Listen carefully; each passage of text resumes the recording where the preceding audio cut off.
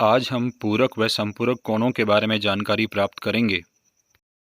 पूरक कोण दो कोणों का योग एक समकोण अर्थात 90 डिग्री के बराबर हो तो वे दोनों कोण एक दूसरे के पूरक कोण होंगे। यदि A और B का योग 90 डिग्री है तो A और B कोण एक दूसरे के पूरक कोण होंगे।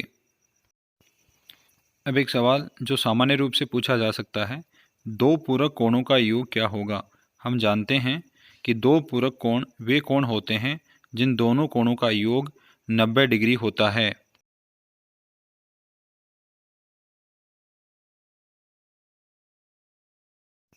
आइए एक सवाल और देखते हैं।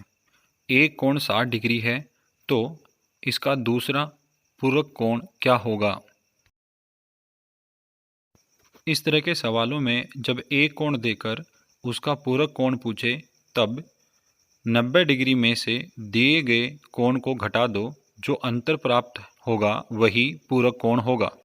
सवाल में हमें 60 डिग्री का पूरक कोण पूछा है, अतः 90 डिग्री में से जब 60 डिग्री को घटाएंगे तो 30 प्राप्त होगा, जो इसका पूरक कोण है।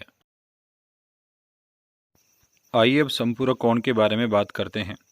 किन्हीं दो कोणों का योग 180 डिग्री हो तो इस प्रकार के कोण एक दूसरे के संपूरक कोण होते हैं।